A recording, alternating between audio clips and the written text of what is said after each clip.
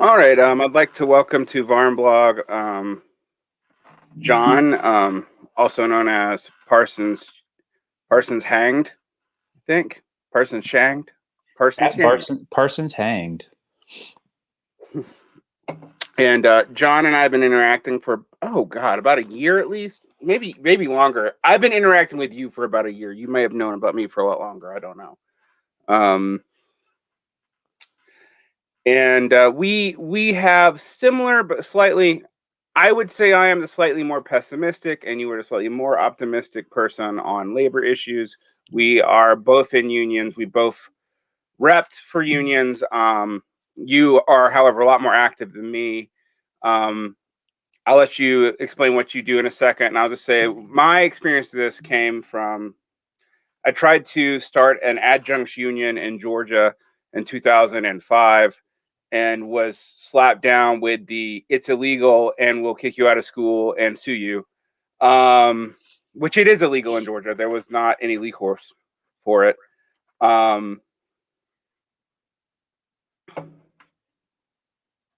We're having audio problems.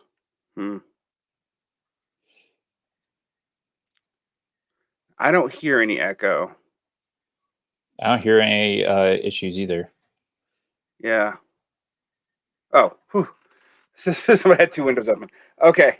So and then I was not in a union because there was no teacher. I was in the Teachers Association in Georgia for 4 years.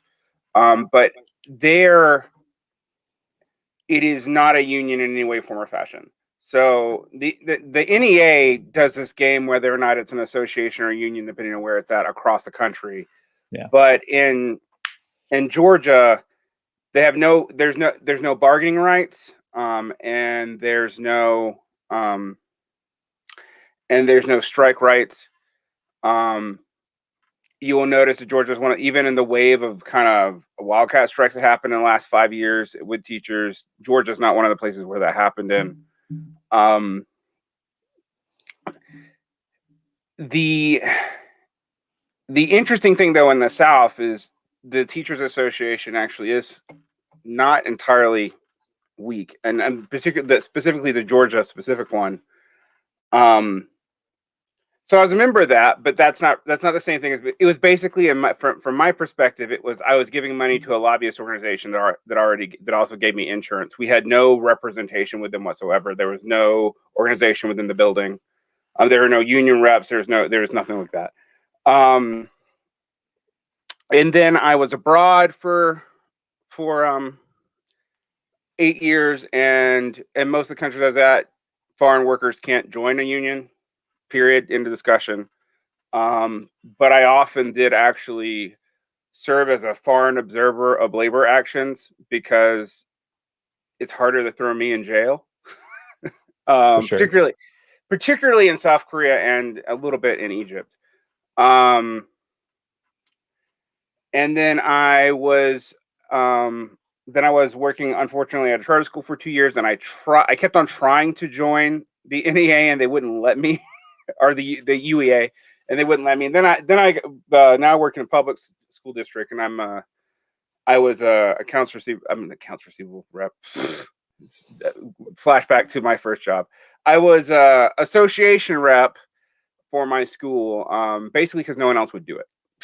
So for a year, and I stepped down at the beginning of COVID. So. Well, I actually stayed during the part of COVID that overlapped with the last school year, but after that, I stepped down. I'm still in the union.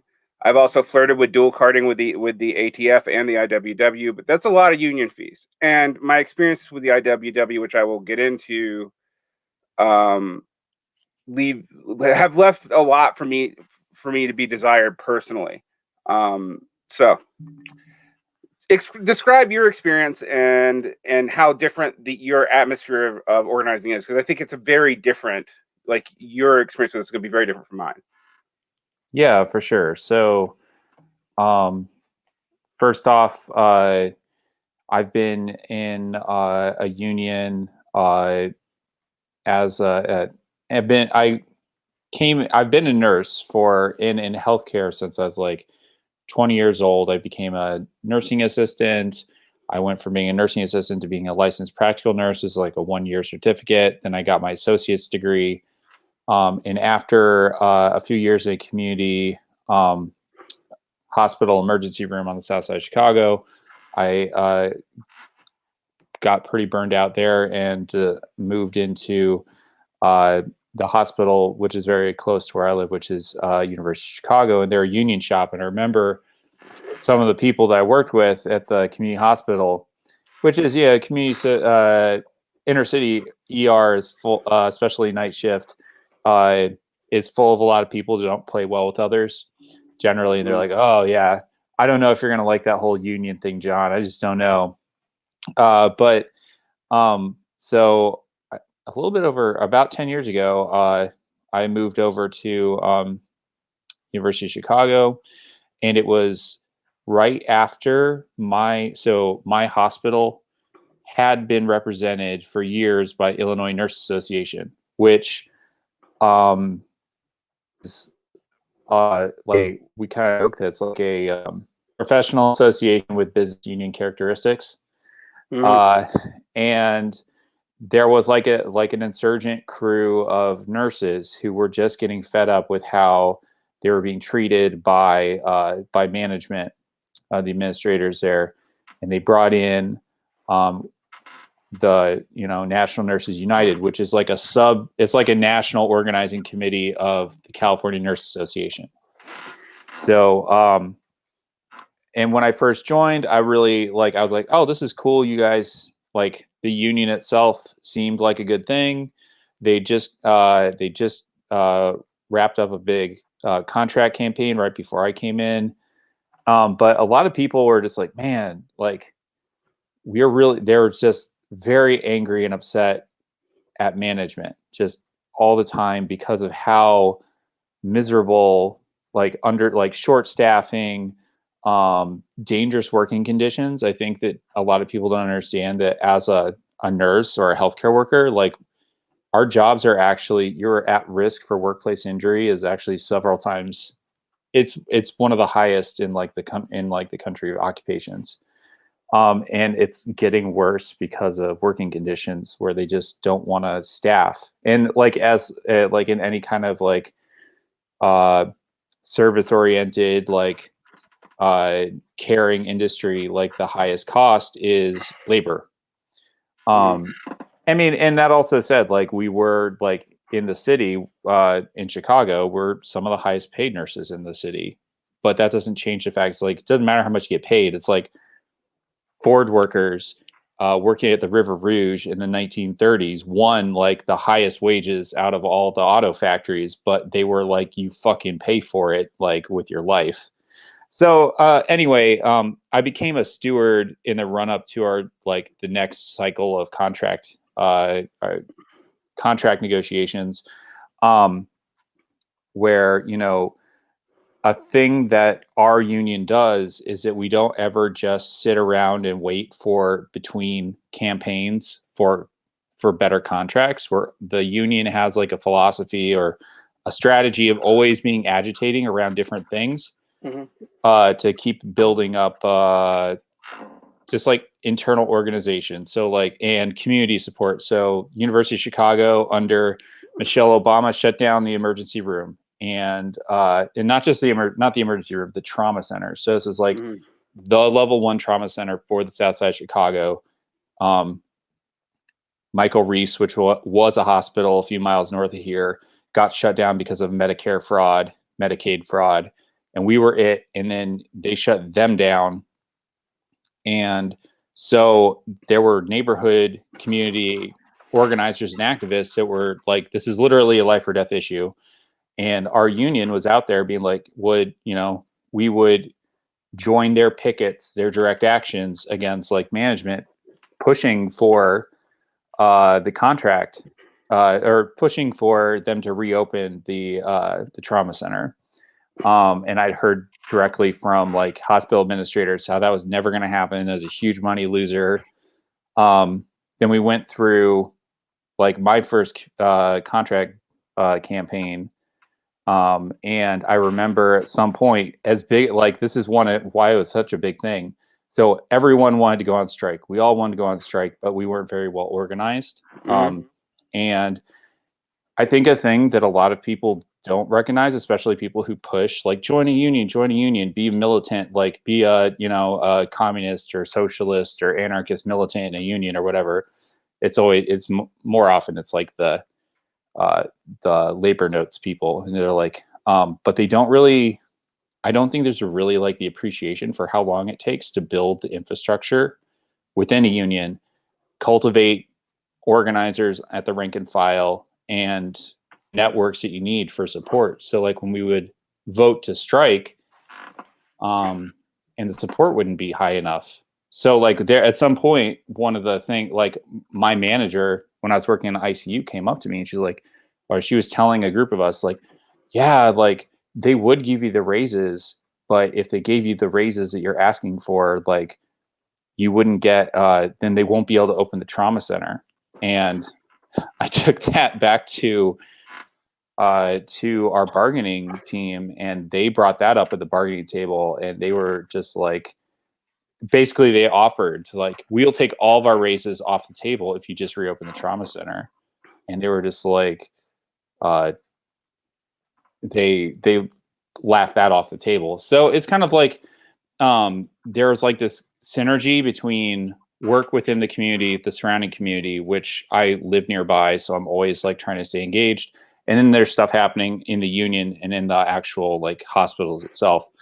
I wasn't a wobbly at the time, when as I like getting more engaged with like union work, and between that last contract and this current contract that we're under, there was a lot more push to get like the rank and file like networked and together and developed. And we actually 2019 we went out on strike, and NNU has a very like specific kind of strategy for striking hospitals, because when you if you go on an indefinite strike as nurses, there's actually an entire industry of agency nurses that will go anywhere in the country and get paid. Basically, they'll make like $100 a year, just doing nothing but scabbing. So there's scab agencies. So they're like, if you want an open-ended strike, you will be replaced, and especially if it's just one hospital of like 2,000 nurses, they will replace you. And the longer you're out on strike, the more likely it is that those nurses will have all the skills and learn how the hospital works and the patient population.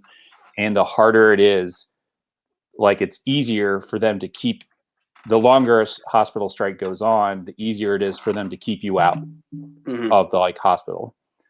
So NNU's come up with a way of basically they string together multiple hospitals across the country, and they line up they line up and strike all at the same time, but only for one day. So some of my coworkers, like, and this is like a funny thing to some people, like, and maybe it's telling where like nurses are as like a profession, but like I work with a literal member of the Spartacus League. One of my coworkers went to school with the guys who founded the Filipino Maoist party. Like one of my buddies is like a anarchist street medic. Like it's just like and then there's like lots of like Bernie type people. So it's kind of like there's like a spectrum of folks, and there's always going to be kind of like weird, kind of like apolitical or like suburban white reactionary types. But there's also, because that's how it is in any kind of union, you're going to have like on our last bargaining team, one of the guys was like a Trump supporter, and it's like very enthusiastic supporter of the union and strike action, but like he was also like that was his politics. So there's so like my coworker who's a Spart is always talking shit to me about how the union's full of shit and they're all sellouts, and it's like a waste of time, and she won't do anything with it. But the more if you get invested in the work and you build the relationships, you can actually pull together some really cool stuff. Like we've built this council of unions across the university, and University of Chicago is the largest employer on the South Side. Mm-hmm. It's like effectively it's like this huge factory that's like billions of dollars of property and assets. It's a multi-billion-dollar hedge fund with a university and a hospital attached. Right. And so anything that we can do across the campus. So we supported the grad workers at University of Chicago. We supported, like, there's like an SEIU like faculty union. There are Teamsters that are like the cleaning staff and all those sorts of folks. We try and get all those people together because we all have the same boss. And a lot of our problems are actually the same, which is really funny. It's like we hear about the problems academics have, and it's like, oh yeah, you're also doing this kind of care work in a sense. Mm-hmm. And a lot of the problems that you're dealing with are the same. And then we come together to support, like when the Chicago teachers went on strike.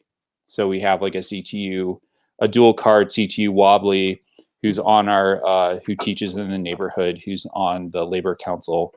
And so when they went out, we helped organize, like they did a day, one of their, when they were, I think they were on strike for like 2 weeks, and they had like a day of action where across the city, there were multiple neighborhood actions. And we were able to pull together a thing based on our experience helping with the nurses going on strike and the grad workers going on strike. We just built up all this experience with how to do like direct actions and taking the street and that kind of stuff. Mm-hmm. And you show up to the picket lines for a few days in a row with donuts and coffee and shit, and people start learning your name, and you build those relationships. And then you start like, all right, like, what do you want to do? We've got radios, we've got bullhorns, we've got banners. Like, do you want to like take the streets? So for our whole neighborhood, we like we marched from neighborhood school to neighborhood school through the South Side, and we took over all these. The cops are like trying to pull up in front of us, cut us off and shit. And like the CTU went out at the same time as the staff, the SEIU staff did. And there's like this, I know that like, this is a thing that I think is really hard for, like, I get like where you're coming from, and like, like unions kind of like a waste of my time, or, they're not, they don't feel like a thing that has potential because everything is so segregated by profession or like bargaining unit, that sort of thing. But there has been a big change to like here locally to start working across bargaining units to get bigger like action and to get something closer to the kind of industrial action that you need for like union organizing to really have the kind of teeth Mm-hmm. that it used to have. I mean, and like a lot of this shit, like the Labor Council, I read that Mike Davis book, Old Gods, New Enigmas, where they were talking about, it's like a labor council would be where like radicals would get together from their different unions and come together and build the kind of like industrial level actions that they couldn't do just on their own. And right. And so they do so in a way that bypasses the problem with Taft-Hartley. Yeah. So anyway, that's where I'm at right now. And so like, yeah, steward still like involved, like the doing work like right now, like because of things that I've percolated up through the union. Now the NNU is beginning to make changes to like its Medicare for All campaigns, those kind of things, and maybe potentially some really interesting shit to build bases of power outside the Democratic Party. Because if we don't do something like that, we're going to get like the Medicare for All is like dead in the water until we get something that can reach outside of those, progressive Democrat districts. You know what I mean? I think that's something you talked about a lot. And I'm just like thinking about how that happens. And it's been interesting, especially after the Bernie Sanders thing is all kind of receded. I think there's a recognition that that's done, and we need to come up with something very different. So hold on, we have an echo somewhere. Oh, no, we don't.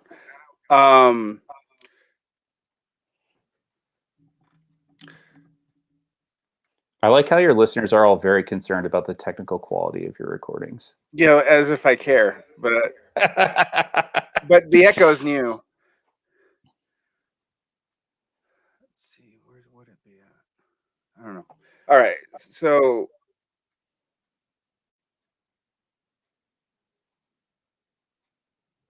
hey, John, can you mute?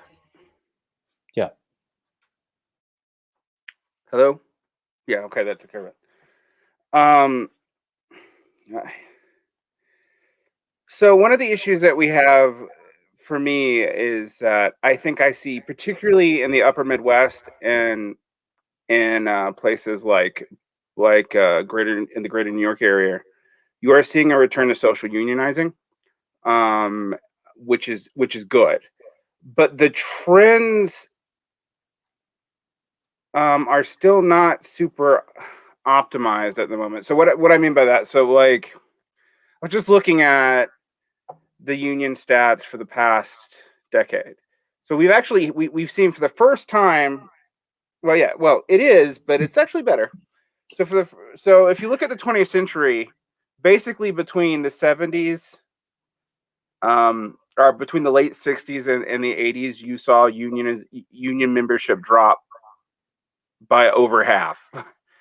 Again, it got so bad that after the Great Recession, particularly after the auto unions fell apart, which I've talked about this before, but I knew a lot of people who worked in those areas, and the auto unions were resented by a lot of the workers in that field because of choices they made that privileged certain workers over others, particularly around seniority.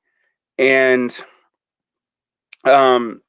when they basically crashed and burned with the restructuring around the recession, and that put the overall United States union membership less than 15%, which was, I think, the lowest it's ever been. I think we're approaching back up to 16, 17.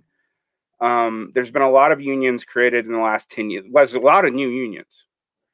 One of the things that's interesting, though, when you look at union trends in aggregate, though the growth is still in new unions, not in people expanding the membership of unions with already existing unions. And in education, I remember reading that for the Mountain West, for example, Utah actually has very high union representation, but on average, like at a school of 200 staff, usually only 20 are in the union, and that's good union representation.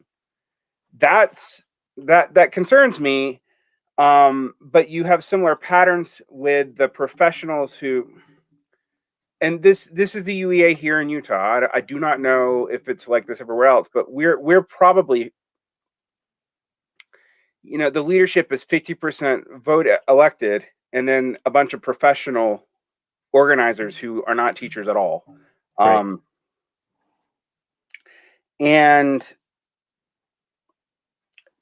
on paper, the teacher leaders are more powerful, but in reality, the professional organizers pretty much function as lobbyists and kind of dominate things down here. And that's actually it has really led to a low incentive for people to be involved in the union, like at all, particularly when there's stuff like the NEA as a whole, like, encourages non-oppositional bargaining and stuff like that. Like,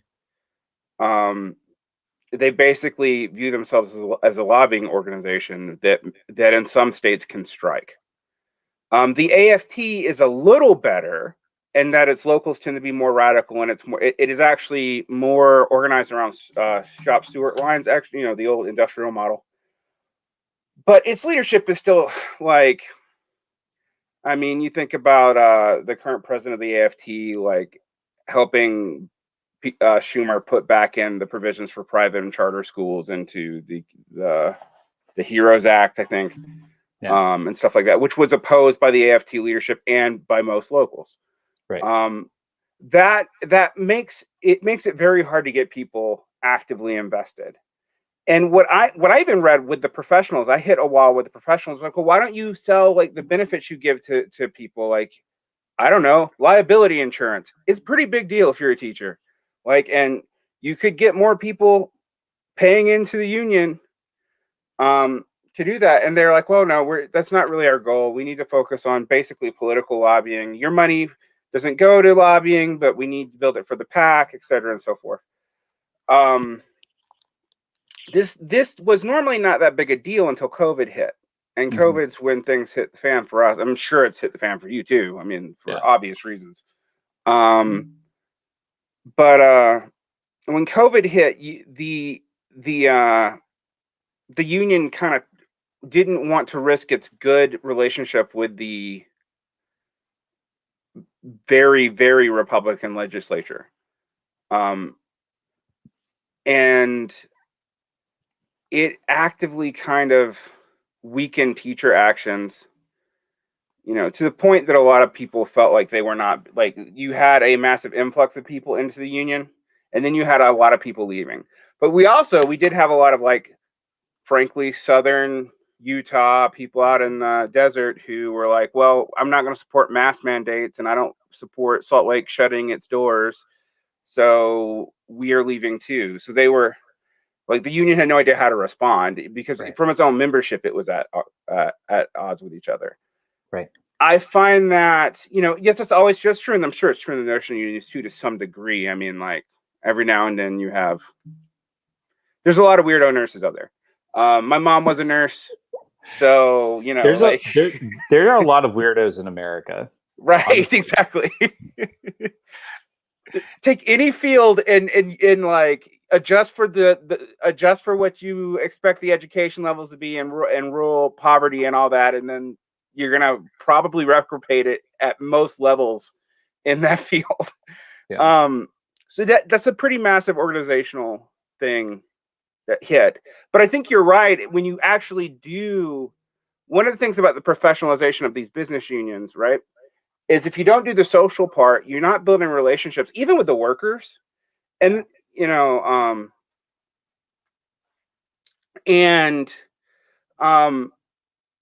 with each other, like, yeah, I know the people at my work site, but I like, there's 5,000 employees in my district or something. Like, I don't know them. And I actually, I do now because of the fluke of my job, and I work in centralized services, but I like learn more about what was going on even in other parts of my district from union participation as an AR. Yeah.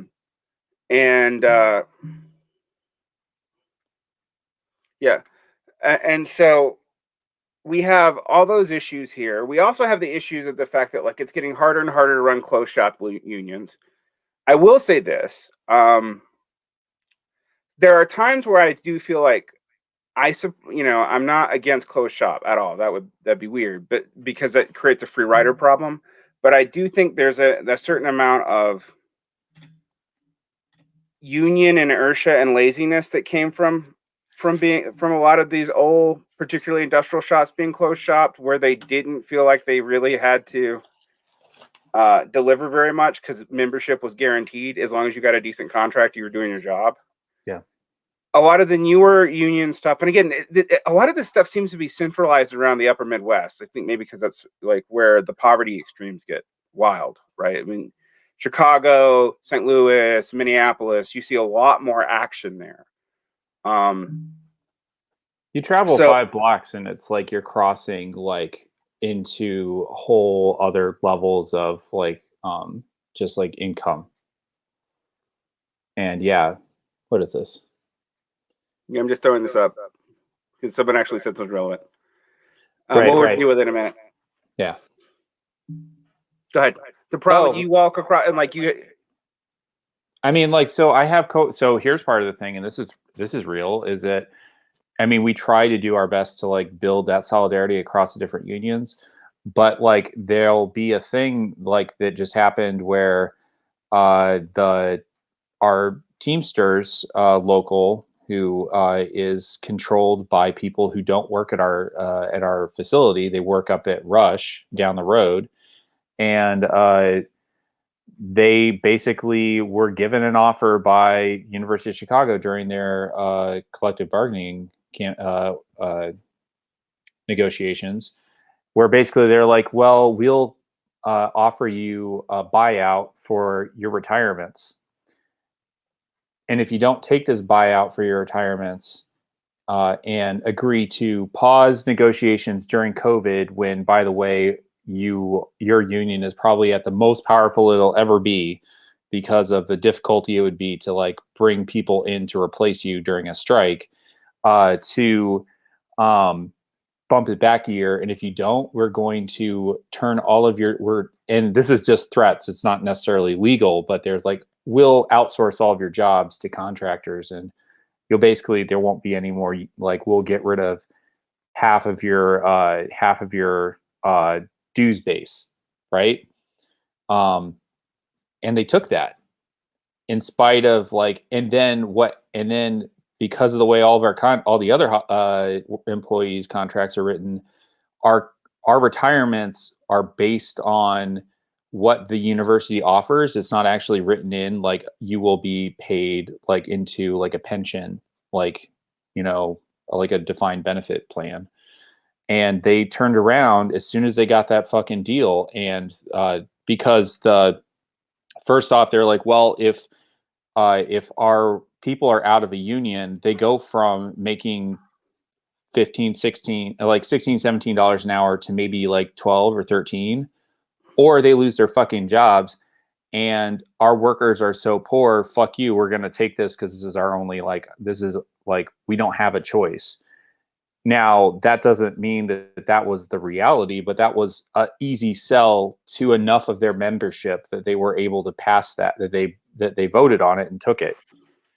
Even though every one of the, Teamster custodial workers I was speaking with was like, this is bullshit. Like they're throwing our retirement in the garbage.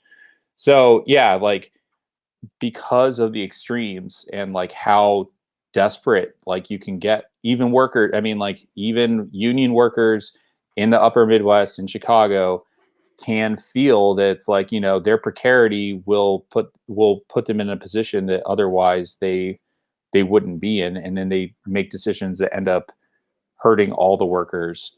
And that's just a sad reality, and it's a thing that we tried to organize around it, but that pit, like I got a phone call from the Teamsters president, and she threatened me. And the good old Teamster way. Yeah. Yeah. My grandpa was a Teamster. He drove a truck for the Teamsters, put in 3 million miles. The stories when they became a union, when they joined the Teamsters, was wild. Like hanging Coke bottles over overpasses filled with rocks and shit, high enough regular car would be able to go underneath it. But like, if a truck violated the, picket line, they would be fucked up, So yeah, I wish that they were willing to put those kind of threats against like our actual class enemies. Well, the thing is, as far as unions go, the Teamsters are still fairly radical compared to a lot of other unions. I mean, locals. Well, it's based on locals. Right. They're locals. They're super democratic and run by basically like communists, like TDU. And then there's locals that are basically like a dues shakedown. Right. Right. And we've got both of those we've got both of those types of locals. The locals that I think it's the 705 that organizes the UPS drivers here it's a TDU local. They're fucking badass. They will fuck people up if they have to. Like, but the other 743, like they have some like good civil rights kind of stuff, and they push for that. And we marched together during the uprisings this summer. But sometimes when it comes down to that bread and butter shit, they'll sell out. I mean, it's not just us, it's their membership. So. Right. And like down here, nobody marched as a union. Like, there were separate actions, I guess. to show support for Black Lives Matter, but no one actually participated in the bigger, more riotous events formally. And plenty of people were there informally, but I think a lot of people have to deal with how varied the unions are. Particularly, one of the things I think that people miss, even with workers' councils and our workers' councils, labor councils, and with union affiliations, is there's a history going back, as someone said, to Fordism, and that was formalized under Taft-Hartley's revision of the Labor Relations Act, that really encourages hyper-confederation. Like, so it does make it hard to coordinate. And a lot of political strike actions in the United States are just outright illegal. Now, sometimes it doesn't stop them from happening, of course, but it's something that I think we do have to take pretty seriously when we're dealing with why unions may or may not be doing that. And I think also we be doing that being, participating in X thing. One of the reasons why I say that the Teamsters are fairly radical, though, as locals go, is that they tend to actually be more precarious working class, like blue collar labor. And unfortunately, what we've seen as a pattern on unions that have survived in the United States, it's either blue collar labor that's highly licensed and thus cartelled, and so it's hard to scab, or it's nurses, teachers, unfortunately cops, things that are also licensed, and thus it's very hard to scab. Like, and what that blew my mind, actually, with the unions and some of the redder states being unwilling to act right now. I know that they would lose some popular support, and also there was divisions within the union itself as what to do. But I'm like, I couldn't think of a time where you would have more power to deny work, because getting people to come in and scab when I teach right now, even if they drop the credentialing, like they just like, oh, we don't have teacher's license anymore, I don't think it would happen. Yeah, it's one of the only fields where I think that's true. Like, I can't imagine that in like non like, if like with lower end wage service work right now, where they could probably get plenty of desperate people to do it. So I agree that there's particular reasons why like nurses and teachers unions happen to be the ones, at least in regional areas, where the most action has popped off. And like, I think that there's like the cartelized and like credentialing helps that. I also think, though, that like there's particular pressures on teachers and nurses, and education workers and healthcare workers that are making those workers more susceptible. Because if you had talked to like nurses or teachers 20 years ago, the idea of like a wildcat strike, even though, so like my grandma was a union teacher, and my aunt was a union teacher, and she remembers going on like my aunt remembers going on strike up in Canada back in the 90s. And then my grandma had multiple strikes when she was a teacher in Detroit. But then, there was a period where I think it was just everyone was so beaten down that like the idea of going on strike was just absurd. And they work very hard within nursing education to kind of like inoculate nurses against the idea that you would ever abandon patients. Yeah. Same with teaching. And it's very, very like there was a big push to make nurses even more like, so you're saying like, nurses, they're like, they've got like, they're labor aristocrats who have gotten their licenses and they're fat and happy. I know that's not true, but I've heard people make that argument. But nurses also, like, you can become a nurse with 1 to 2 years of education at a community college, which is effectively like the kind of work that you would get as like an apprentice at like a building trade, probably less work actually. And so there's like nursing has always had like working class roots, where it's like if you were maybe like a service worker, or like another like keep talking about old folks, but like my grandma raised 11 kids. Her husband was a trucker.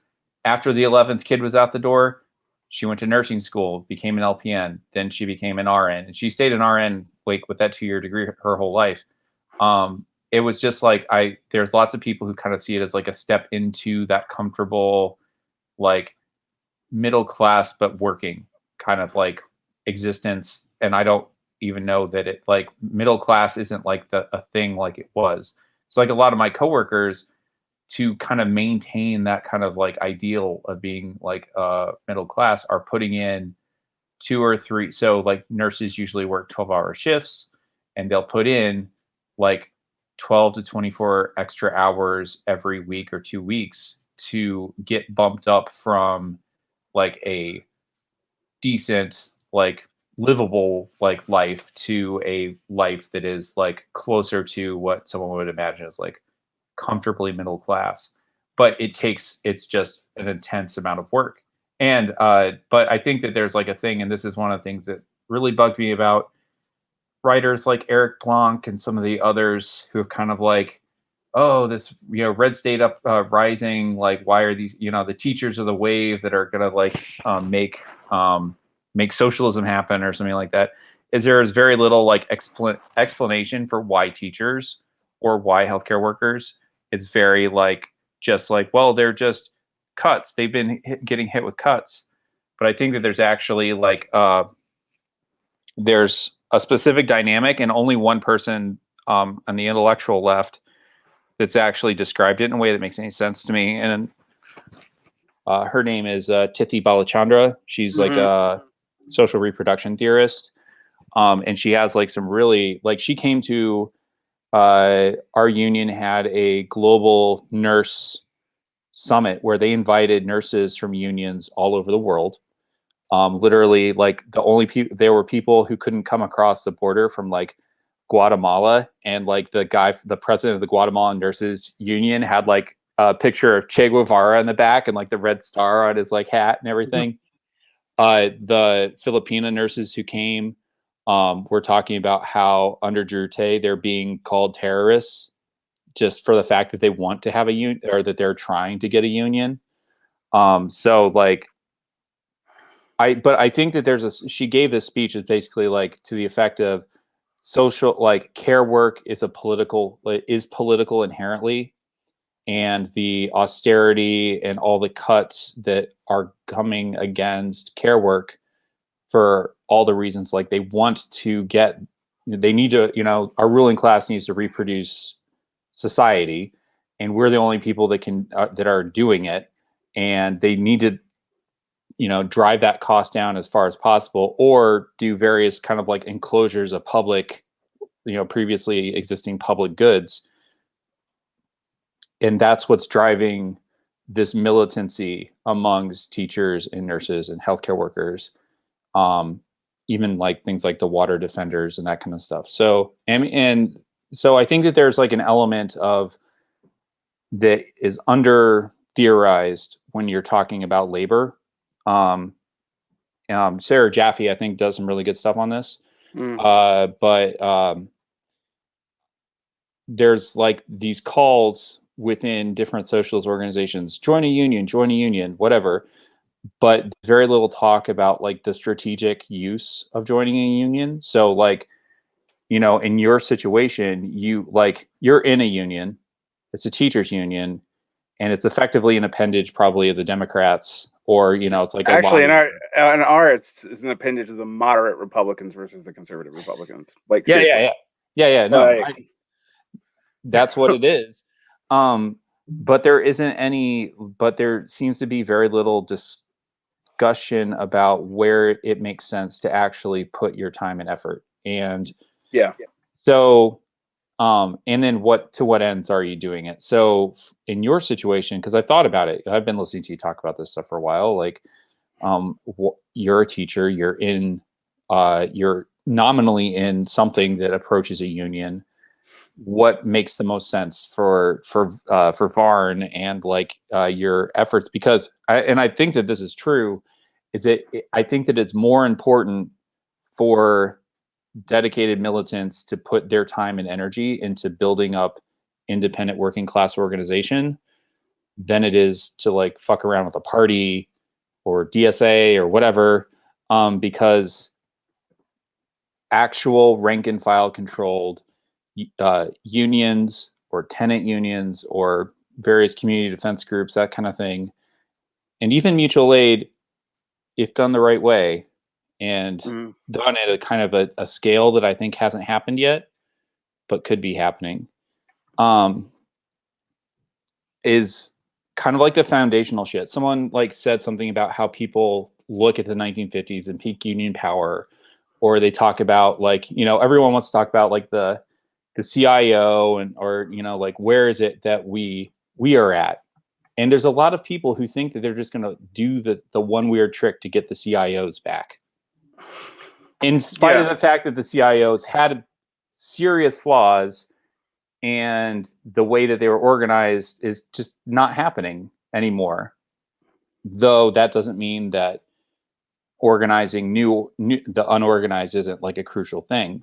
So it's like you are either working to build those and build up or repurpose really those existing organizations, or you're going down the road, because I don't think that there's a serious, like, if you're a socialist or communist or an anarchist, you do not live outside of driving distance of an Amazon distribution center at this point. And like, there is a lot of underground organizing happening in those places that isn't going to be in a union yet, but could be in a union soon. So, and it's very important that the people running those unions, like that's one of the things with the Bessemer campaign. It's like the union that's going to be taking them over is not like a particularly great union, like the RSDW or whatever they're called.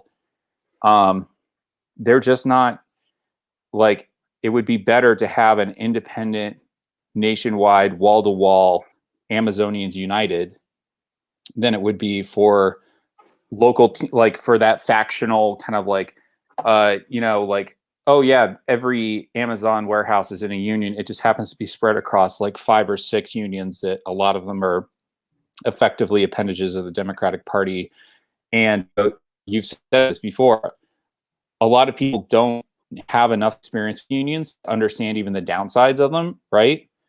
And why people, like, there's people who are like online or in real life, they'll be like, oh, I can't believe you would say anything bad about a union. It's like, have you ever been in one? Do you know what it's really actually like? Even in a really good union, there's downsides to it. And part of the thing is if you don't understand those downsides, you can't address them, right? So I think that so for someone like you, and this is a thing that may be coming up, I'm going to be working with people at the in the IWW to set up a healthcare worker organizing committee, because they changed the rules to make it much easier to form these industrial unions. And right now, like, the idea that we're going to get like an industrial healthcare workers union is very far off the table. Like, it's not on the table. But we could have networks of effectively like healthcare worker solidarity networks in in cities where, because of the politics, like if you're in Arkansas or Oklahoma, you're not getting a union, like not one recognized right now, right? But I do know for a fact that we have lists of like people all across the country who are healthcare workers who are pissed off over what happened this last year, and getting those people kind of like they're geographically bunched up, and then get them the kind of resources and training they need to set up these kind of like solidarity network stuff. It's like the working class in America, in my mind, is where the working class in America would have been like in 1870 or 1880, except we don't all live next to each other. We live scattered everywhere. So how do you reconstitute the kind of community that you need to actually have effective organizing? And be like, crawl before you walk before you run. Like, I think there's this idea that's like, the workers and the teachers in West Virginia pulled off what they pulled off because they were doing a lot of their organizing in like their Facebook groups, right? Which kind of helped rekindle that sense of community and give people a private place where they could go and talk about their problems. When, like, 50 years ago, you walk down the street to the Union Bar outside of the factory gates and have your meetings there and talk shit and then come up with plans for what you're going to do to solve your problems.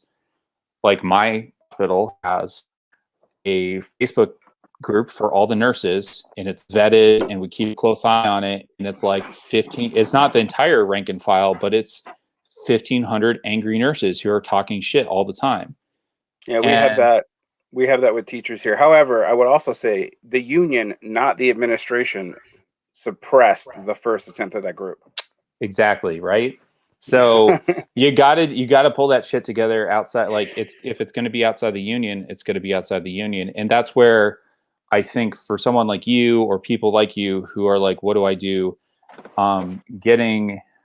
I do think that an IWW dual card could make sense, because there were IWW dual cards that helped pull what they had off together in West Virginia, which is very underreported. And even if you have low union density where, out of your 200 teachers, like 20 are actually dues paying members, that doesn't mean that people can't do collective action. You just have to organize it, and you have to have the actual conversations. And that's the other part of the thing is that you have to be discreet enough to have those discussions without getting everyone fired. Right. I mean, one of the interesting problems in my union is locals have the right, and most of the locals here do, administrations in the union. Yeah. So yeah, I mean, so what are you going to do about that? I mean, yet they are workers, sort of. So, but like our administrators are in the union with us, so the people who are supposed to discipline us and who we're supposed to be negotiating against or with are also in the union itself. So there's a lot of stuff. I'm going to address a question that came up here. What theory behind unionization leading to social? What is the theory behind unionization leading to socialism? No one actually thinks that unionization in and of itself will lead to socialism. I'm just going to like point that out. Nobody on even Kautsky didn't really argue that. Not just leading to amelioration of capitalism. Marx's opinion on the amelioration of whether or not you should let things get worse in the capital to accelerate workers changed in the course of his life. So in the 1850s, he clearly thought that he predicted the final crisis like 5 times. And he clearly thought that it would force labor militancy in a way that they would be able to overthrow capitalism worldwide very quickly, before it really took over most of the planet, actually. The failure of those predictions, and those are all in the letters that are being now translated in the Mega 2, by the way. Some of them have not been, they're not part of common Marx scholarship until recently. The failures of that, though, seems to have led Marx to start changing some of his ideas about whether or not the crisis was going to be the thing that caused the workers to rise up.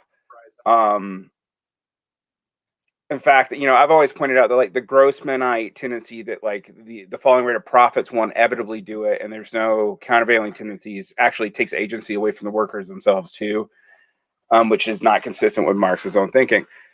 What we do know is Marx did say that socialists should never promise reforms they can't deliver, and never fight reforms to try to encourage more radical revolutions. And he said it multiple times. Particularly in the later period of his life. That does not mean that he thought that you could reform the unionization or the reformation of capitalism would save capitalism or lead to expansion. Now that's just the Marxology element of it. I like to just remind people that what we do is not just Marxology, even though like I'm like, Marxologist bro number 2 or something. What I would say is there's also very little evidence that the amelioration of the workers leads to more radicalism past a certain point, period. Like most of the evidence is from history is when you have radical workers, it's relatively well-off workers who see a dip, who become the leadership of the advanced proletariat. Which is why, like, I find some of the PMC thesis stuff, we haven't mentioned it, but it's one of the reasons I find it weird, because I'm like, where's this large industrial working class that supposedly exists that we aren't part of it, that we're supposedly fighting for? Or do you mean petit bourgeois, blue collar people, I guess? And two, historically speaking, as someone else pointed out, like the high points of unionism were not the high points of radicalization. That's true. But union growth tended to go along with radical pushes, with the weird exception of after World War II, and in the United States, and Fordism is kind of unique because of the amount of capital in the United States at a time. And like I've said, I keep on bringing this up, but it's in several OSS reports that like after the destruction of World War II, when all that capital was destroyed, 48% of the world's wealth was in the United States. They didn't take it from those other places. It was just destroyed everywhere else. But like that's what they used for that post-war boom and that post-war like social compact. And that doesn't exist now. Right. Now, that's the thing I point out to all the social democrats at this point, is that none of this stuff is back on. Like social democracy is not on the table. It just isn't. Like there's no like, and that's where like people get they're more radical people get really worked up about like the potential that like somehow like AOC and Bernie Sanders are going to suck all the energy out of like the left. And it's just like, now, as a person who did some campaigning for Bernie Sanders within my union, with the understanding that this was not how we're getting socialism. I figure it's like a 5 to 10% chance that he would get in, and if he got in, that would probably accelerate some sort of crisis sorts of situations within the politics of the country. But we're not getting social democracy. Like we're just not given, like, unless there's some weird thing that happens where all of a sudden a bunch of productivity gains just happen. I don't know where, like there's not going to be, there's no base for it in capital. If the radical MMTers are right, we can just liquidity our way to it. Yeah, but the ruling class won't let it happen. Well, yeah, this is the open question when I talk about the MMTers. I'm like, why are the powerful people going to let you do that? Yeah. Like, even if you're correct, why would they let you do that? Because you just gave workers a full employment guarantee. You want to talk about something like that would empower workers? You just removed every scab. Yeah. Like, I mean, like, I don't even think that they're wrong. I think MMT theoretically, in the US at least, and potentially in the EU, and maybe like in China, if China wanted it, actually. Yeah. I think that they're not wrong, like technically, but there's no power analysis of how they're going to get there. And part of the problem with MMT, and I know this from interactions with people who, like, they're MMTers who are ready to go work for the other side. Like, so they'll go give talks to very sketchy groups, like right-wing, like not quite, like neo-nationalist groups in Japan, about like how we're gonna, like, oh yeah, we'll fund what all these social programs. It's just gonna be for the Voke, right? And it's gonna we're gonna, like, part of the MMT is gonna pay for the wall that's gonna keep all the climate refugees out of your, weird. The focus on national sovereignty in MMT is an interesting problem. But I will admit, MMT has a left, right, and center Yeah. Most people don't realize that. And the left is trying to do MMT internationalism, but then you're like, well, but how do you, if the EU was bad because it didn't have currency sovereignty, then how do you do MMT internationalism? That's another debate. I'm literally going to have it on Sunday. But it does seem like back to the point where it's like, does unionism lead to socialism? And you would say, and I agree with what you're saying, with the caveat that that doesn't mean union organization, like participating in building unions, is bad. I think that there are people who take that idea that, like, well, unions will never lead to socialism, or trade union consciousness holds back like the organization, radical political change. I think that that's not true. I think that, first off, the skills you learn as someone who's like a rank and file union organizer it's like a school, right? It's like you're going to school to learn how to make things happen with people that you don't necessarily agree with on everything, and learn how to have actual organizing conversations, learn how to build power, and that power is the power of working class people. So if done right, it makes a ton of sense. If it's, you're going to volunteer for your UAW local, and it happens to be, oh, you're going to go knock on doors for Joe Biden, that's a waste of your time. But that, but if you're going to go out and learn how to like run a picket line, and and how to hold a meeting, that's all super crucial and really important. And a thing that I think, especially, and I say this as someone, it's like, I've got like anarchist, communist politics. I think that there are too many people who kind of take up the more kind of like far left kind of positions right off the power and value of that organization, and then they don't do anything with it. And then, it's like my coworker who's a trot, like, she doesn't have any influence or say over anyone. Everyone they're like, oh, Pat, she talks to you like you're an idiot because you haven't read all the things that she thinks are important to read. And she laughs at me. He's like, you say you're an anarchist and a communist. That's impossible. And it's like, all right, Pat, whatever.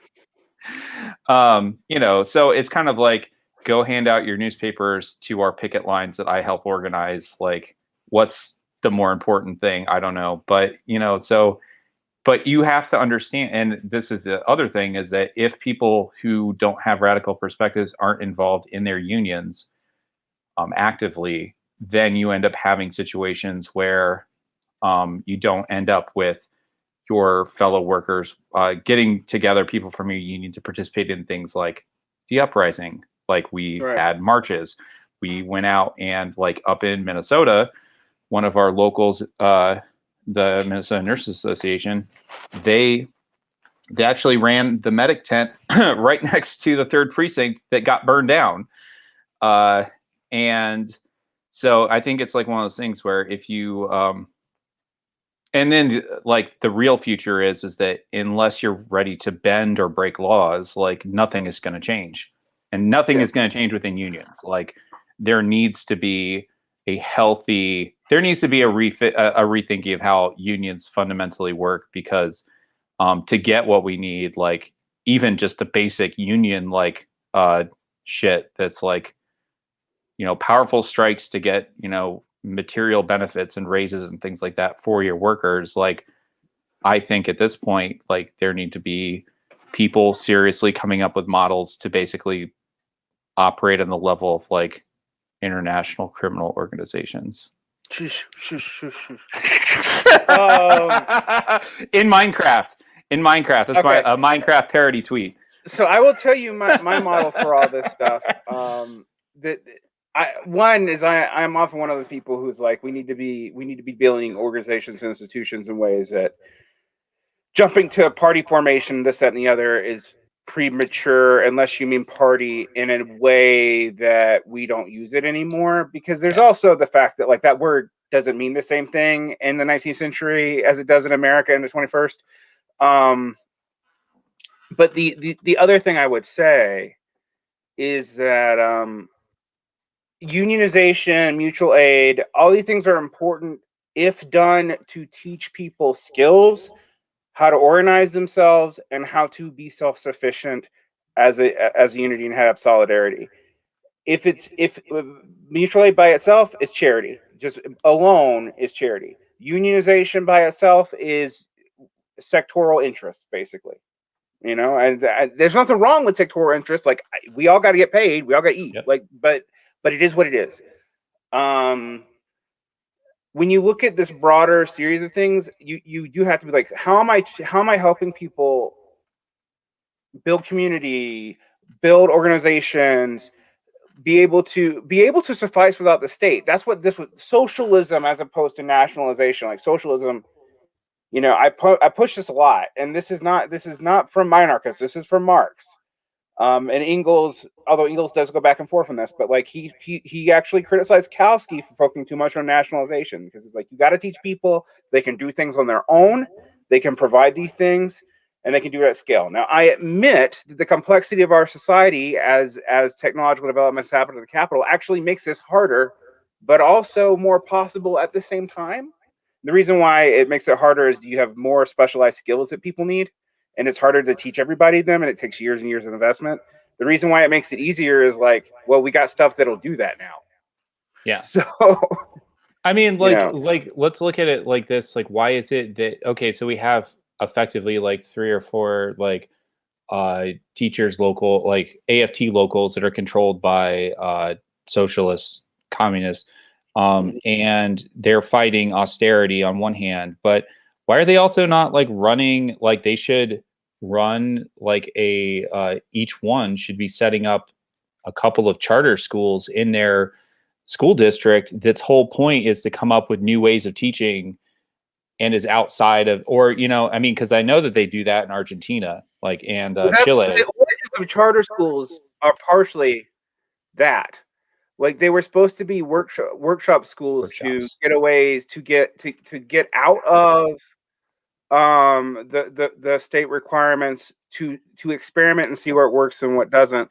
And it was immediately, I mean, when I say immediately, I mean like within a year, used as a way to neoliberalize, create a full market where there wasn't one, right, but the neoliberalism's happened. So at this point, it's either there or it isn't. And right. I mean, you could even, I mean, I'm just saying that there should be serious work inside of unions. And some of this, so like our union has it's called RNRN. It's like a RN response network where they send nurses basically to disaster areas to do disaster mutual aid.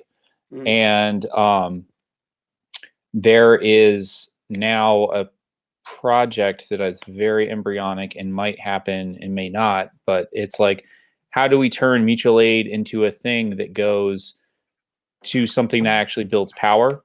Which I think that there's a lot of shit talk about mutual aid, about how it's all bullshit charity, and like you have like the Jacobin crew getting on fucking YouTube and talking a lot of shit about like the Black Panthers, breakfast programs and shit.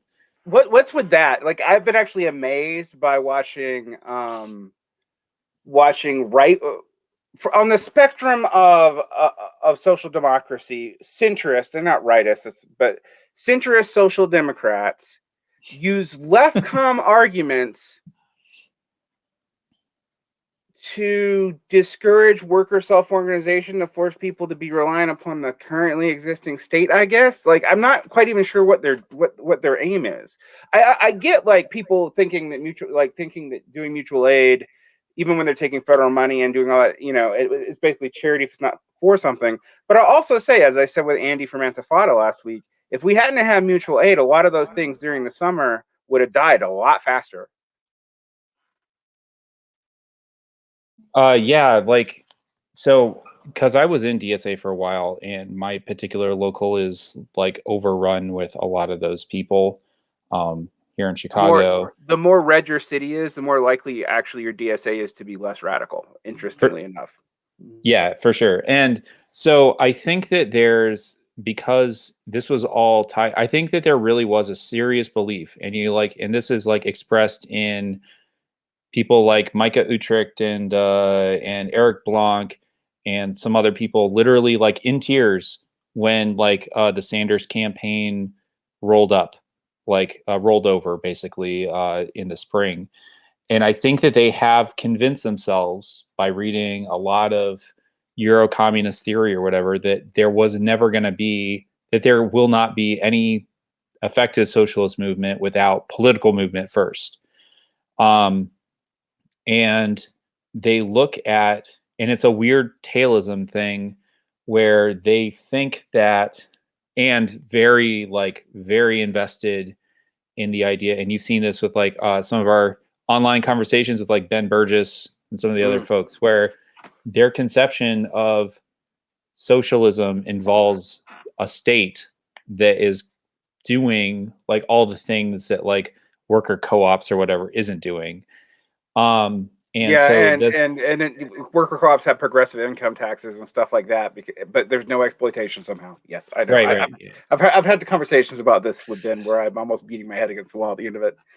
But the thing is that and so it comes, and then there's also an impulse, and I cannot for the life of me find the theoretical basis for this, where anything that isn't political action, like within the state, isn't socialist practice.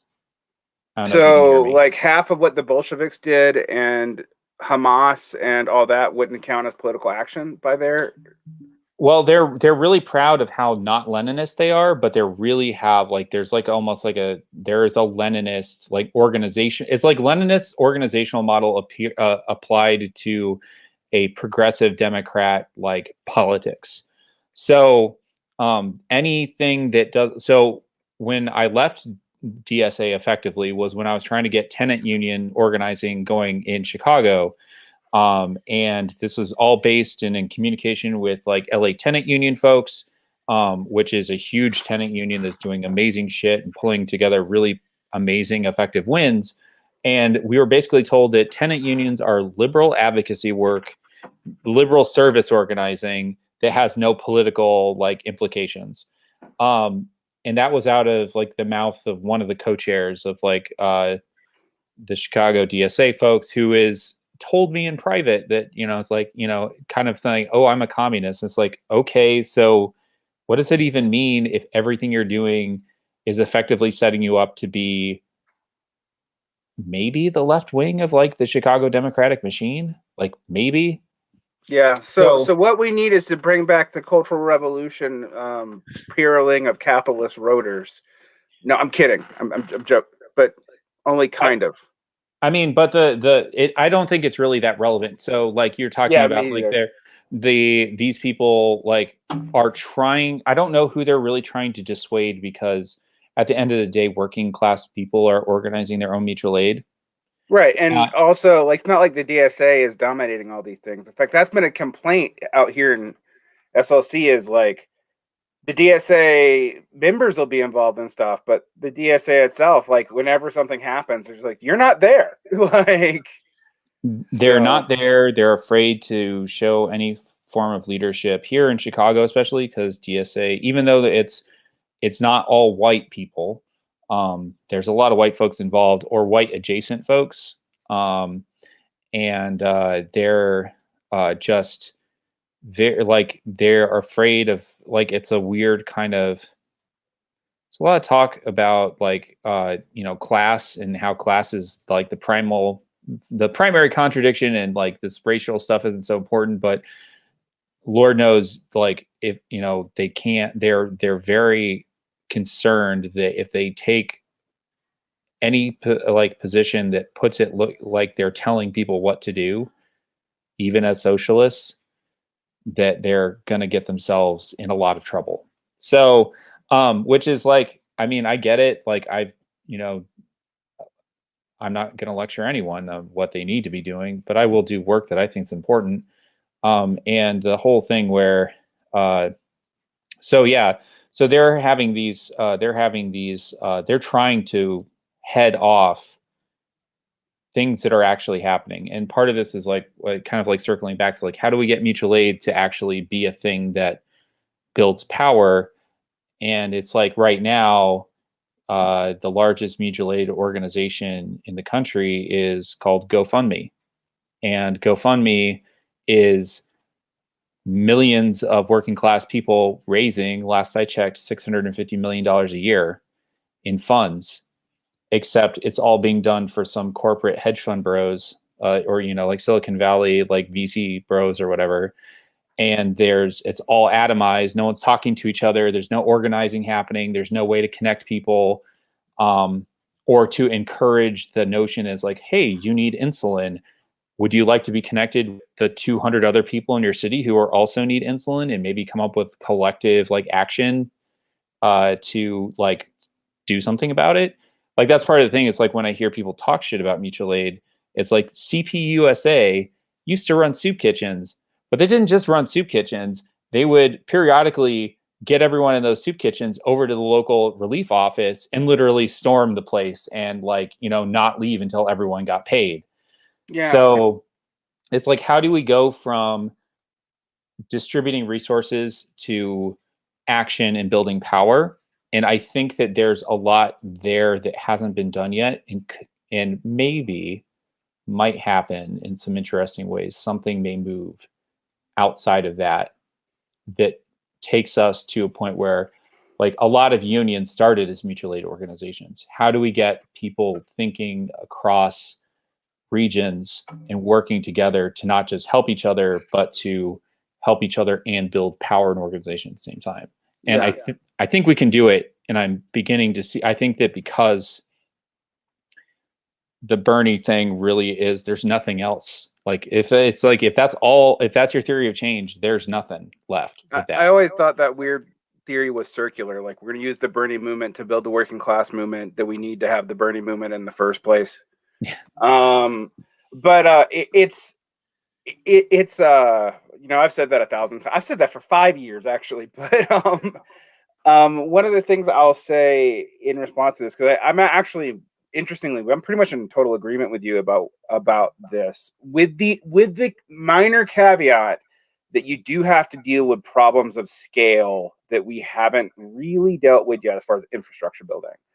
And that's where I'm so frustrated with the DSA, because I'm like, the DSA could have been the beginnings of that, as opposed to some weird careerist adjunct to the Democratic Party, because a lot of its membership, that's what they kind of want to do. That's what they're sold that they're doing, is creating this infrastructure to facilitate this eventual break with the Democrats that I can't figure out when they'd ever had the political calculus to do. But that is their as stated strategy. The other thing I think that you know, those of us who deal with union stuff, particularly if we deal with union stuff not in particularly progressive cities, we have to deal with is, like, why do other people think the way they do? Be it, you know, black grandmothers who vote in Democratic Party machines in the South, or be it like shit kickers in Southern Utah who believe conspiracy theories, or disenfranchised black male workers who believe in conspiracy theories, frankly. Like, how do we deal with that? And I can tell you how we don't deal with that is hanging out with other politicos in a very rarefied milieu. And that's what, you know, one of my counter theses to, like, why is the PMC thesis so popular right now? It's one of my weird obsessions. But it's because these people are literally clustered away as if they are some kind of class, which they're not. So it's what do you do with that? I mean, and I think the DSA is having its own problems when you have people, like, whether you love them or hate them for whatever reason. And I don't feel strong about them one way or the other, but Jimmy Dore is able to call AOC out on the crap just by quoting DSA strategy documents at her. I mean, and that's a problem. Like, so, I mean, we've had these talks before, and part of the thing with that is that, they're not building anything. They're like, that's the thing, is why it sucks that it's Jimmy Dore pointing this shit out when Jimmy Dore isn't part of like a movement to build power in any sense. Like, he's there to build an audience. And maybe to build a new iteration of what is effectively the Green Party. Right, but I don't think that's just like on top of the fact that it's just a dead end. I think that so many people kind of looked at. There was this like a document that came out in like 2016 of like the Ackerman plan, where they point out a lot of reality, which is like the U.S. political system is effectively designed to foreclose any political organizing outside of the Democrats or the Republicans. And so this has been my challenge, is how do I engage within, so I'm like on this Medicare for All, like training, national training thing that's happening within my union. It's being held by my union. And and it's happening because when this whole Jimmy Dore thing popped up, I'm talking to people like staffers in my union. It's like, look, like this is happening because this force to vote thing is happening is because there's a vacuum of actual leadership and movement. And there are no plans. There are no plans outside of getting Bernie Sanders elected. And Bernie Sanders is never getting elected again. I mean, like that's it. That's done. AOC appears to be fully on their on path to become, like just a progressive liberal. Like even more, like every week now, it seems like something's coming up with her that's just same like, path as Nancy Pelosi in the 80s. Yep. Exact same path. And so like when I'm on these calls, it's funny because we're talking with a bunch of, like, I'm in a breakout room with like 5 other nurses. They're all retired, and they're all like, well, the problem with America's healthcare system is capitalism and racism. And we're all like, yeah, that is the problem. But then one of them was like, well, we're not fixing it until we get campaign finance reform. And it's just like, okay, but like, how are we going to get any of this shit? And like, there were people are yelling, like, why do we get a floor vote on the PRO Act, but no floor vote on Medicare for All? And it's like, do some fucking math. Like, who is it that like has money, and who is it that has a baked in membership of millions of people? It's labor unions.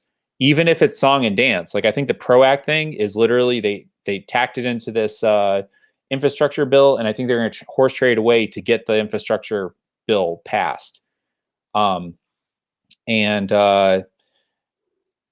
at least they're willing to do the song and dance for like the PRO Act that they are not ready to do for Medicare for All. And so we have to come up with new ways of building power if we want that to happen. And it's going to look a lot closer to like ACT UP and like the work that happened around HIV/AIDS justice 30 years ago, or it's going to look a lot more like the women's suffrage movement, or it's going to look a lot like, frankly, the prohibition movement, where it's like you're going up against 18 to 20% of the country's GDP. Like one of the most like 3 of the most powerful industries in this country. No one is getting this shit until people are getting ready to like get like to riot for it. Like literally, like this whole idea that we're going to get this through just like calling our senators it's absurd. And so I don't keep getting these things about PMC. What do people want to hear about PMC for? It's an incoherent mess. They're like, what is PMC? It's like something that was put together like 30, 40 years ago, and it always gets applied as a pejorative against people that you don't like. Yeah, who aren't doing anything. None of these people are organizing. I was about to say the PMC thesis is not wrong because it's not just a Marxian class. It's wrong because it doesn't even imply who the working class would be. Like, when I ask people who the PMC is, sometimes I get anyone with a college degree. So I don't know, if you're under 35, that's what, like 50% of the population? If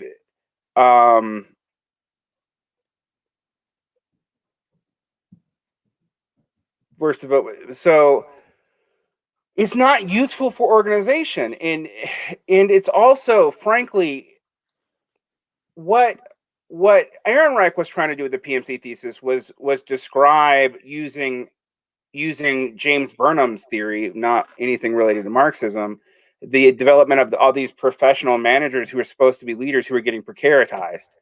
And this current thing that came up after Bernie lost, which seems to be actually some kind of theodicy about why their big, workers movement, that they romanticize and talk about as if like there was a massive workers movement in 2016. I mean, like It's tailism. It's tailism. It's tailism, and it's a particularly dishonest form of it. Yes, there's social reproduction mechanisms within sections of the economy. That's not a replacement for the bourgeoisie. Yes, the bourgeoisie has been structurally spread out to diffuse capital ownership, but again, that's not in the hands of the PMC. And I can't even get people to tell me who the hell they all are. Lawyers, okay, fine. Are teachers PMC? Because when I read Kathleen Liu's book, in one chapter they aren't, and in one chapter they are.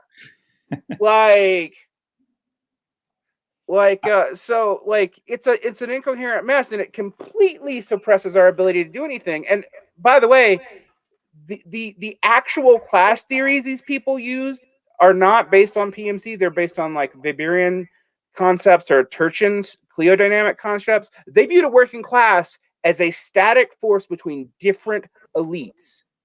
Yeah. I do want to point out, because people are talking about how DSA isn't like a coherent thing. There's lots of different like dynamics within the organization. I agree with all of that. It's all true. It's also an excuse. Right. It's both true and an excuse. I mean, a big thing that I think that people don't recognize, and I think that this is a thing that you've articulated particularly well, but I've seen it up close, is that the people with resources to mobilize politics within DSA have a particular politics, and it comes out of the Jacobin folks, and basically a group called Solidarity that melted into DSA in 2017. And they have a very very weird, distorted idea of how political change happens. And there's just, I mean, I'm not like a big proponent of base building as I think that the things that people who call themselves base builders do are good. I don't think that they're going to get what they think they're going to get. And I think that they're trying to be, they're trying to play 5-dimensional chess, and reality is that class wars happening in our neighborhoods. Let's build organization here and now to fight it, and we'll figure out and hopefully inoculate enough of the important things. We have to prefigure what actual mass democracy looks like in mass movements, and hopefully that'll germinate and be. It's like people shit talk a lot of Occupy. These are people who went to Occupy and got very upset by seeing how Occupy unfolded. And Occupy was it was a shit show, but it was also there's something there to having communities come together in a, and come up with have actual forums of discussion.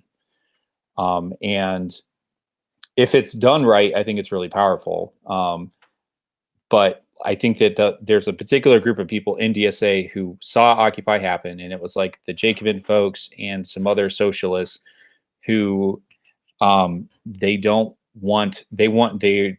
this need to be in control of all of it. So it's really sad, because watching some of the folks kind of come into labor notes, which I thought was pretty good up until pretty recently, where they're very much wanting to stay in control. And I think they're afraid of autonomous worker action.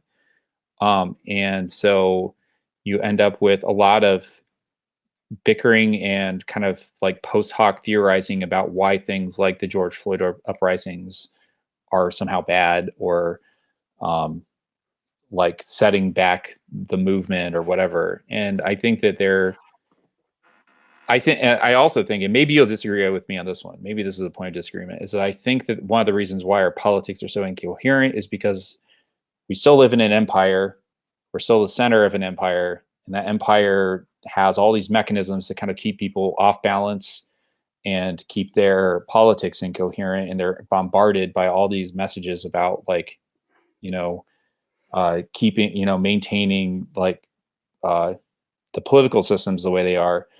And I think that it's like the Soviet Union near the end, there would be periodic outbursts and outbreaks of various kinds of like movement, social activity. So like, you know, self-activity of like people, but until it all kind of fell apart, there would be no freedom to actually kind of like move and act on those sorts of things. And so I do think that we're going to be kind of cursed to deal with like incoherence within the different movements that we're in until something changes and things get a little unstuck. Maybe that's just me being a little too mechanistic or you know, No, you and I was actually thinking, teleologically. like, why do you think I would disagree with you on that? Because I actually think like we're in a fading empire. Only again I would say is that a lot of people tend to hear that and think of it conspiratorially, and I don't think I don't think anyone's planning this or deliberately putting all these messages out there.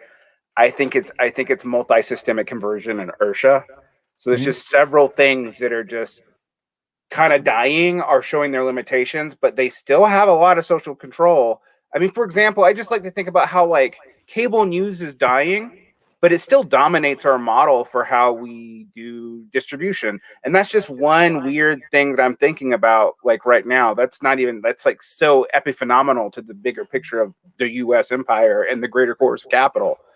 A thing where I would disagree is because I've heard you like say that you think that that this has the potential to keep going for decades. I do, yeah. I think it can go for a long time.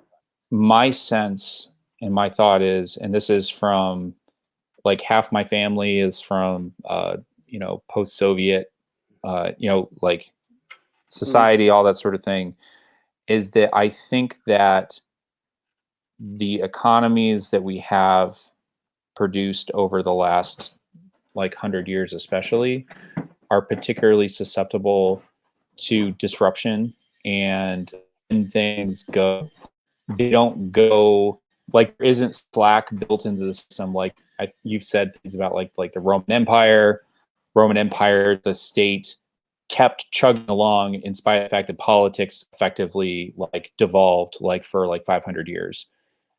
But there was more slack, and it was able to kind of like soft land the Roman Empire in a way that I don't think that that you can soft land the current like whatever it is that we're in the middle of. I think that shocks ripple out much faster and just and like, you know, we're looking at like that fucking the Suez Canal blockage. If that hadn't resolved, and there was a very real chance that like if things hadn't lined up and they hadn't been able to get that out, that could have been stuck there for 2 months, and that could have been a substantial shock to the system. Now, maybe I'm wrong, and maybe I'm being like maybe that's me looking for like what I think would be positive things, even though I think it would be really cataclysmic and not good. But I've been of the opinion for a long time that it's going to get worse before it gets better. But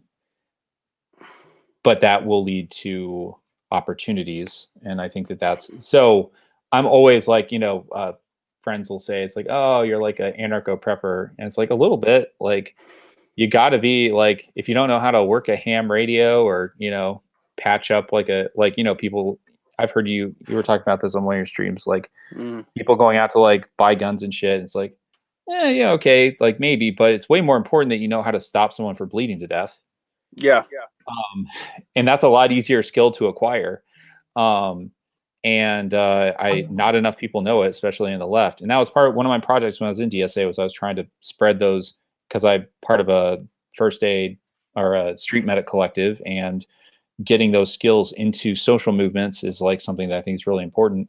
And I don't think enough people have them. And then when things do pop off like they did last summer, everyone wants them, right?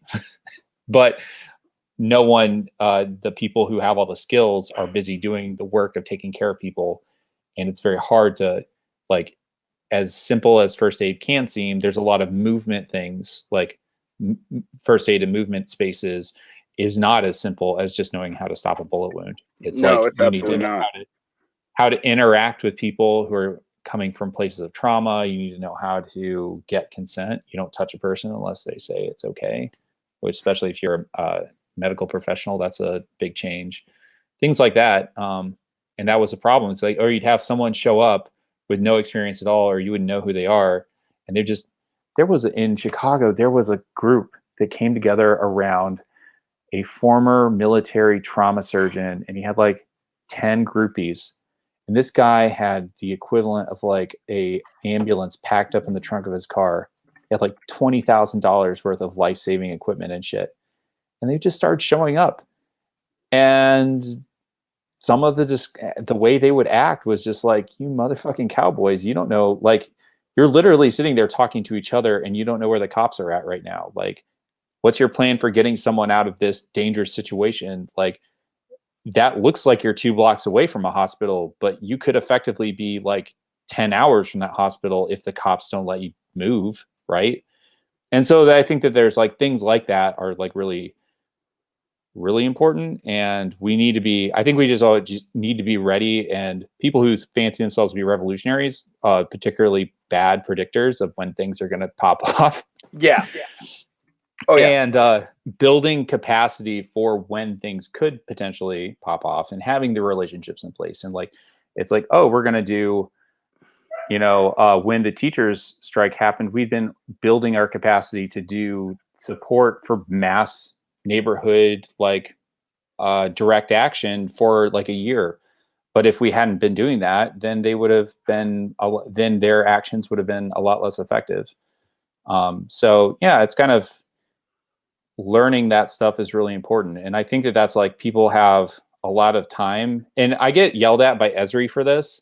It's like, cause I'll say shit like, oh, like we should be focusing on learning some of these practical skills and getting out there and doing stuff. And it's not that I don't read theory, like my fucking book, bedside book collection, but there's a lot of the stuff that I do in real life is because of the history I read. Like I read like how do movements actually exist out in the world? How do you look at that history and see where does it rhyme, and how can you apply it to the material conditions we're in now? So, I mean, like, I don't want to tell people don't read books and shit, but at the same time, I do get a little frustrated when we're in some of these chats and people who apparently don't seem to have any connection with and it comes down to that's like, oh, you're just talking with each other, right? You're not talking to your neighbors. You're not talking to your coworkers. You're not talking with like other organized or activist groups or anything like that. Like, what are you doing? And that's where I come down on some of the theory nerd shit. I mean, I love theory. I started reading theory when I was like a teenager, but you got to do, like, it's like you read to do something with it, right? Yeah, well, that's... Or you hope. Unless you're a Portegas, you're like, activism, that's where you're wrong.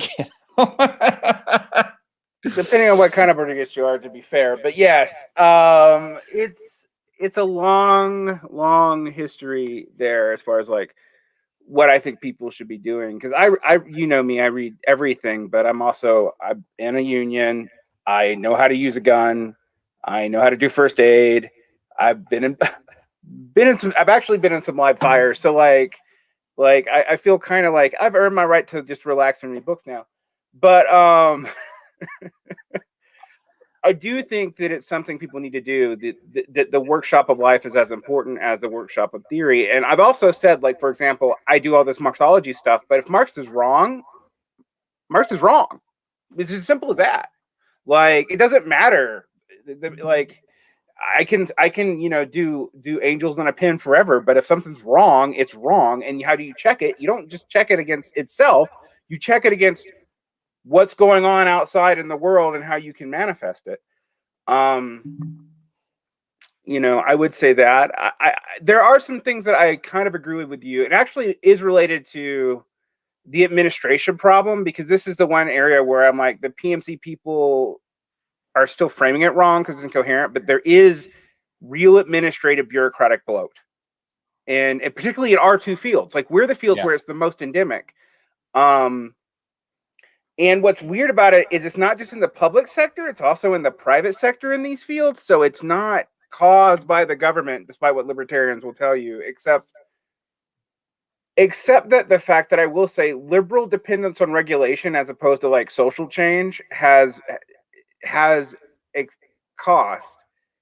And what you will see is the driving down of like of care workers, pay, benefits, or time off so that you can have more lawyer teams and administrators make sure all the paperwork's done.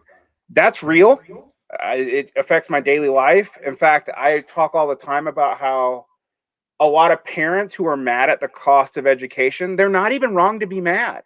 No, Like in the not. in the last 200 years, in the last 200 years, in the last 20 years, in most polities in the United States, the cost of education has gone up 100%. 91% of that goes into personnel, and yet teachers' pay in real terms has declined. Where's that going? It's going to administrative costs. I mean, like straight to administrative costs and the expansion of school boards.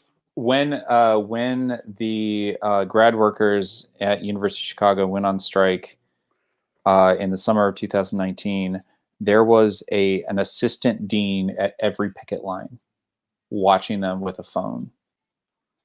The administration of universities in particular has gotten so fucking top heavy. And I think part of it comes down to like a response to the radical student movements in the West of the 60s and 70s. How do you deal with these people? You give them jobs and you make them identify with these institutions that, at one point they were burning down. Yeah, and that to me is the rational core of all this PMC talk. Yeah, but it's not explained when they use it to attack like the entire body of anybody involved with the left. That's like that. Like most people involved with the left are not university administrators. Well, those people aren't doing any. They're not effectively organizing or in organizing spaces or like. No, they're suppressing them. That's their job, literally. Someone put in a thing about how did mafias take over unions in the 1930s. They didn't. It was after in the 50s and 60s, and it was a conscientious effort to undermine the CIOs and the communist and socialist and anarchist leadership of unions that had kind of like taken over. And a good book that I'm in the middle of reading, but there's an article that's an interview. A guy named Robert Fitch talks a lot about union corruption and how union corruption specifically undermines the power of unions to do anything besides become effectively like bases of political support for various like political projects inside the Democrats or the Republicans if you're in a really weird state like you, Varn. But yeah, his book is Solidarity for Sale. Fortunately, he's dead. Yeah. I would add to that the ability of radicals to get involved in organized crime is not even limited to unions. If you're in a say a community defense organization that gets stalled and you don't want to give up your guns, and this happens in Latin America, but it even happened it's literally the origin story for the Crips, guys. The Crips started off as a community defense league that was supposed to be based off the Boy Scouts and it was an adjacent to the Panthers. And when they had nothing to do and they had no hope of doing anything, they became the enforcers because you have an armed quasi paramilitary group, and if you don't have anything for them to do, the easiest thing for people with guns to do is to get into illicit trade. I mean, if you go in any post-conflict area where you don't have a concerted effort to demobilize and disarm people, you get mobs. That's where things got like real ugly in like El Salvador, Colombia, like West parts Africa. Of the FARC becoming a narco gang, yeah. But that's not unique to left gangs either. In fact, I think it's probably even more common with like Contras and whatnot. Oh, I think that it's explicitly part, like, I think that that the illegal side of like black markets is effectively the only place where like state security services can kind of like build like insurgent capacity that they wouldn't have otherwise. I love this shit. I'm a weirdo. Anything to do with like weird like uh underground economies, that kind of stuff is all the kind of stuff that I like when I used to read before I had kids. Like that was the kind of stuff that I really liked. Let's see, It, Echo going. it's me again. It's so the one thing I'll say, in regards to all that, a little bit, is that um, I wasn't as much into all this underground economy stuff until I started reading about the transition of the Soviet Union into what we currently have in Russia, which is craziness. And when I lived through the Zetas and Aloha cartel war, and all of a sudden, all my late '90s high school activism against the School of the Americas became relevant to my life again. So, Yeah. Yeah. I mean, it's interesting how like I like all of that stuff is part of capital.